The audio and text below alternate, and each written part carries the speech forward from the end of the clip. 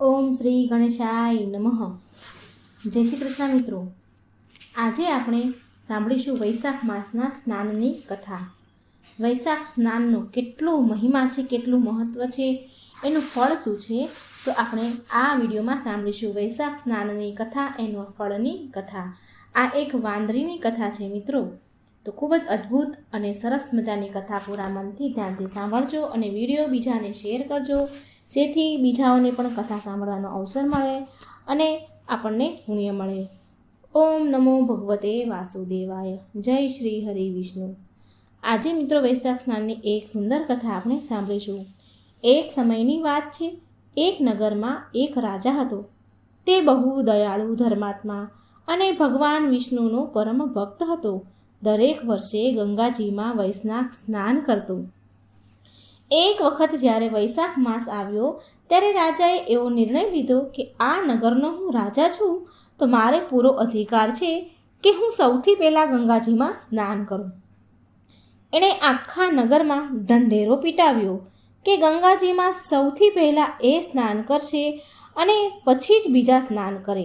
સૌથી પહેલાં હું ગંગાજીમાં સ્નાન કરીશ, મારા પછી જ બીજા બધા સ્નાન કરે. જો કોઈ પુરુષ મારી પહેલાં સ્નાન કરશે તો એને હું અડધું રાજ્ય આપી દઈશ, અને જો કોઈ સ્ત્રી મારી પહેલાં સ્નાન કરશે તો હું એની સાથે વિવાહ કરી લઈશ. આમ કહીને રાજાએ ગંગાજીના ઘાટ પર કડક પહેરેદારી મુકાવી દીધી. બહુ બધા સૈનિકો મુકાવ્યા. પહેરેદારો આખી રાત ગંગાજીમાં પહેરા ભરતા અને રાજા વહેલા સવારે સૌથી પહેલાં ઘાટ પર આવતા અને સ્નાન કરતા. પરંતુ તેને ઘાટ થોડું ભીનું જોવા મળતું હતું. કોઈ નાહીને ગયું હોય એવું લાગતું હતું અને પાણી પણ હલતું હોય એવું એને રોજ જોવા મળતું હતું. રાજાએ પછી ગંગા ઘાટ પર આ બધું જોઈ કડક પહેરેદારી કરાવી દીધી કે મારી પહેલાં અહીં કોણ સ્નાન કરી જાય છે. આમ વિચારીને કડકમાં કડક પહેરેદારી મુકાવી.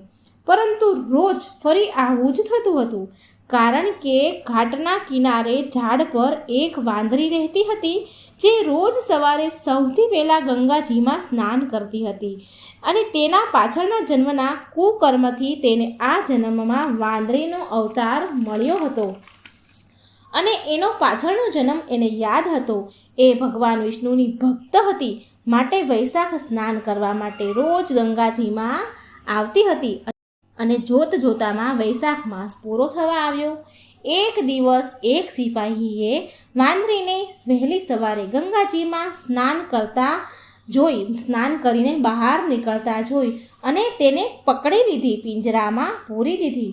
અને પછી ત્યાં રાજા આવ્યા. પછી સૈનિકોએ કહ્યું કે આ વાંદરી તમારી પહેલાં અહીં સ્નાન કરી જાય છે. વાંદરીને જોઈને રાજાને આશ્ચર્ય થયું. ત્યારે વાંદરીએ મનુષ્યની ભાષામાં બધી જ વાત કહી. હવે જેવો રાજાએ નિયમ લીધો હતો, જેવો ઢંઢેરો પીટાવ્યો હતો, વચન આપ્યું હતું પ્રજાને, એ પ્રમાણે તેણે વાંદરી સાથે લગ્ન કર્યા હતા. તેણે એવું કહ્યું હતું કે જે મારી પહેલાં સ્ત્રી કોઈ સ્નાન કરશે તો હું એમની સાથે વિવાહ કરીશ. હવે વાંદરી પણ એક સ્ત્રી જાત જ છે, તો રાજાએ એના કહેવા મુજબ વાંદરી સાથે લગ્ન કરી લીધા. વાંદરીને એ ખબર હતી કે તેના વૈશાખ સ્નાનના ફળ સ્વરૂપ તેને રાણી તે બની છે. તેને આ રાણી બનવાનું ફળ મળ્યું છે. રાજાએ વાંદરીને પત્ની બનાવીને તેનો પતિ ધર્મ નિભાવ્યો હતો. રાજાને બહુ બધી રાણીઓ હતી જે વાંદરીનો મજાક ઉડાડતી હતી. દેવ યોગથી એકવાર વાંદરી ગર્ભવતી થઈ અને ધીરે ધીરે એને 9 મહિનાનો સમય વીતતો ગયો અને બાળક થવાનો પ્રસૂતિનો સમય નજીક આવ્યો. તો એક વખત વાંદરીએ રાજાને પૂછ્યું કે જ્યારે મારે બાળક થવાનો સમય આવશે, મારે પ્રસૂતિનો સમય આવશે, તો તમને હું કેવી રીતે જાણ કરીશ? કારણ કે બધી જ રાણીઓના કક્ષ જુદા જુદા હોય. હવે વાંદરીને જ્યારે પ્રસૂતિનો સમય આવે તો એને રાજાને આવો સવાલ કર્યો કે હું તમને જાણ કેવી રીતે કરીશ? તો રાજાએ વાંદરીના રૂમમાં એક ઘંટડી મુકાવી દીધી અને બોલ્યા કે જ્યારે તને પ્રસૂતિની પીડા થવા લાગે તો આ ઘંટડી વગાડજે, હું તરત જ દોડીને આવી જઈશ.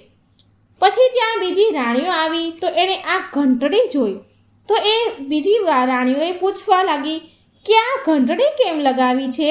તો આ વાંદરી રાણી બોલી કે બધી જ વાત કહી દીધી એને, જે રાજા અને વાંદરી સાથે થઈ હતી. રાણીઓ તો એ વાંદરી પર હસવા લાગી અને બોલી કે જરા વગાડીને તો જો કે રાજા આવે છે કે નહીં. આવી રીતે વાંદરીને કહ્યું, પણ વાંદરી તો બિચારી ભોળી હતી. તો વાંદરીએ ઘંટડી વગાડી તો રાજા દોડતો દોડતો ત્યાં આવ્યો અને પૂછવા લાગ્યો વાંદરીને કે શું તને પ્રસૂતિની પીડા થઈ છે? દર્દ થઈ રહ્યું છે? દુખાવો થાય છે?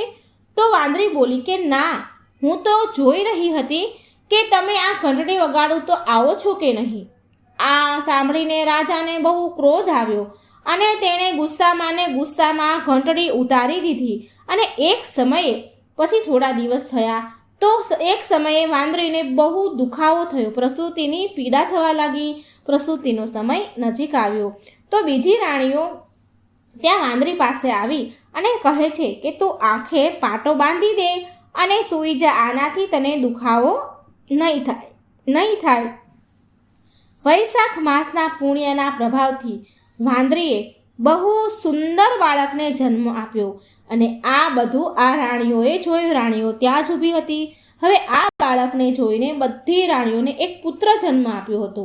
એક છોકરાને મનુષ્ય અવતારમાં જન્મ આપ્યો હતો. તો આ બાળકને જોઈને બીજી વધારાની જે બધી રાણીઓ હતી તેને બહુ ઈર્ષ્યા આવી, એને ઝેર આવ્યું, કેમ કે એ રાણીઓને કોઈ સંતાન હતા જ નહીં. અને એવું વિચારવા લાગી એ રાણીઓ કે હવે આ બાળક રાજકુમાર બનશે અને આ વાંદરી રાણી તો રાજમાતા બની જશે. આમ વિચારીને બધી જ રાણીઓએ એક યોજના બનાવી. વાંદરીની આંખે તો પાટો બાંધ્યો હતો તો એને તો ખબર જ નથી કે શું નાનું આવ્યું. એટલે આ રાણીઓએ યોજના બનાવી કે વાંદરીના બચ્ચાને એક કપડામાં લપેટીને બહાર લઈ ગઈ એક રાણી અને એક દાસીને એ બાળક સોંપી દીધું અને બોલી કે આ બચ્ચાને નદીમાં વહાવી દે. દાસીને આમ કહી મોકલી દીધી. રાણીએ આમ કહીને એને મોકલી દીધી અને વાંદરીની બાજુમાં રહેલું જે પારણું હતું એમાં એક મોટો પથ્થર મૂકી દીધો. વાંદરીની આંખે પાટો હતો એટલે એ તો કંઈ જાણતી હતી નહીં, એને કંઈ જ ખબર હતી નહીં. અને થોડી વાર પછી જ્યારે વાંદરી ભાનમાં આવી તો એણે એ ઝૂલામાં પથ્થર જોયો. થોડી વાર પછી જ્યારે રાજા વાંદરી પાસે આવ્યો અને પૂછે છે કે શું જન્મ્યું છે, શું નાનું થયું વાંદરીને, આ રાણીને. તો રાણીઓ બોલી કે આ વાંદરીને તો એક પથ્થર જન્મ્યો છે. આ નાની રાણીએ પથ્થરને જન્મ આપ્યો છે. આ વિચારીને આ જોઈને રાજા દુઃખી થયા. આ પથ્થર જોઈને રાજા વિચાર કરવા લાગ્યા કે જ્યારે મારી બીજી અન્ય રાણીઓને બાળક નથી થયા તો આ વાંદરીને બાળક કેવી રીતે થાય. આમ કહી રાજા અત્યંત દુઃખી થયા. હવે આ બાજુ જ્યારે પેલી દાસી વાંદરીના બચ્ચાને લઈને એના દીકરાને લઈને નદીમાં વહાવા જાય છે, પણ દાસીએ જોયું કે નદીના કિનારે એક કુંભાર માટલા ઘડી રહ્યો છે. એ દાસીથી એ વાંદરીના પુત્રને નદીમાં વહાવવાની હિંમત ન થઈ, એનાથી એ કામ ન થયું. તો એણે ત્યાં કિનારા પાસે એક કુંભારને જોયો જે માટીના ઘડા વાસણ બનાવી રહ્યો હતો. તો એ દાસીએ ધીમે ધીમે છુપાઈને એ બાળકને એક કુંભારને ખબર ન પડે એમ માટીના એક મોટા તગારા જેવું હતું, કંઈ વાસણ હતું, એમાં એણે મૂકી દીધો અને ત્યાંથી ધીમે પગલે ચાલી ગઈ. કુંભારે જ્યારે બાળકના રડવાનો અવાજ સાંભળ્યો તો તે બાળકને જોયો અને બાળકને હાથમાં લીધો અને એ બહુ પ્રસન્ન થયો, કારણ કે એ કુંભારને પણ કોઈ સંતાન હતું નહીં.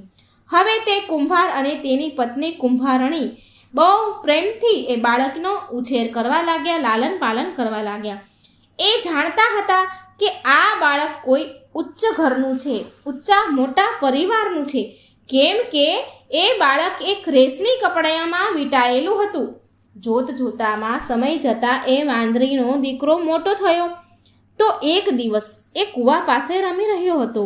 સંજોગવશ એ દાસી કૂવા પાસે આવી જે તેને ત્યાં કુંભારના માટલામાં કે પેલા માટીના વાસણમાં મૂકી ગઈ હતી. એ જ દાસી કૂવે પાણી ભરવા આવી અને એની સહેલી એની બેનપણી ત્યાં હતી. તો એ બંને વાતો કરી રહી હતી. હવે વાતમાં એ દાસીથી આ વાત મોઢામાંથી નીકળી ગઈ કે તેણે વાંદરીના બાળકને, એના પુત્રને જન્મ આપી અને આ બધી જ વાત એની બહેનપણીને કહી કે જન્મ આપ્યો, પછી મેં નદીમાં વહાવા મને રાણીએ મોકલી, પછી મારાથી એવું થયું નહીં એટલે મેં કુંભારને ત્યાં મૂકી દીધો. આ બધી જ વાત એની બહેનપણીને કહી અને આ છોકરો જે વાંદરીનો પુત્ર છે એ બાજુમાં ઊભો સાંભળતો હતો. કુંભારના માટીના વાસણમાં મૂકી દીધો હતો. આ બધી જ વાત એ વાંદરીનો છોકરો સાંભળે છે, ત્યાં ઊભો હતો. એણે બધું સાંભળ્યું અને કુંભાર તેના પિતા પાસે આવ્યો અને એણે બધી જ આ વાત કહી એના પિતાને. આ સાંભળીને કુંભાર તેના પિતા બોલ્યા કે બેટા, તો એનો મતલબ તો એ છે કે તું રાજાનો દીકરો છે, રાજાનો પુત્ર છે. પરંતુ જો બેટા આ વાત અમે રાજાને કહીશું તો રાણીઓ આ વાતને સાચી નહીં પડવા દે, આપણને ખોટા પાડી દેશે, માનવા નહીં દે. ત્યારે એ બાળક બોલ્યો, તેના પિતાને કહે છે કે તમે મારી માટે માટીના હાથી ઘોડા બનાવી દો. પછી તે બાળક માટીના હાથી ઘોડા લઈને કૂવાના કિનારે બેસી ગયો. જ્યારે રાજમહેલની દાસીઓ પાણી ભરવા કૂવે આવી તો એ વાંદરીનો પુત્ર બોલ્યો કે મારા હાથી ઘોડાને પાણી પીવડાવી દો. ત્યારે દાસીઓ બોલી કે મૂર્ખ બાળક, શું માટીના હાથી ઘોડા કંઈ પાણી પીવે ખરી? તો એ બાળક બોલ્યો કે જો રાજાએ એવું માની લીધું કે વાંદરીએ એક બચ્ચાને નહીં પણ એક પથ્થરને જન્મ આપ્યો છે તો માટીના હાથી ઘોડા પણ પાણી પી શકે છે ને? દાસીઓએ આ વાત જઈને રાજાને કહી. આ સાંભળીને રાજાને બહુ આશ્ચર્ય થયું. તેણે વાંદરીને પૂછ્યું તો એ વાંદરી રાણી બોલી કે મને કંઈ ખબર નથી મહારાજ, મારી આંખો ઉપર પાટો બાંધેલો હતો. તો રાજાએ એની બીજી રાણીઓને પૂછ્યું. રાજાને એની રાણી ઉપર બહુ વિશ્વાસ હતો, બહુ પ્રેમ હતો. તો એની બીજી રાણીઓને પૂછ્યું તો આ રાણીઓ તો અદેખી જ હતી, એને તો ઈર્ષા હતી. એટલે એ બોલી કે ના મહારાજ, અમે તો વાંદરીને પથ્થરને જન્મ આપતા જ જોયો છે. રાજાને રાણીઓની વાત પર વિશ્વાસ થઈ ગયો. રાજાએ કુંભાર અને તેના દીકરાને રાજ્યમાંથી બહાર કાઢી મૂક્યા. હવે એ કુંભાર અને એનો દીકરો, એનો પરિવાર જંગલમાં એક ઝૂંપડી બનાવીને રહેવા લાગ્યા. એક દિવસ એ બાળકે, વાંદરીના દીકરાએ યોજના બનાવી. એ છોકરાએ માટીના ઘડામાં પાણી ભરીને એક ઝાડ ઉપર બેસી ગયો. ઝાડ નીચે અગ્નિ સળગાવી, અગ્નિ પ્રગટાવી અને ઝાડ ઉપર પાણીનું માટલું લઈને ત્યાં બેસી ગયો.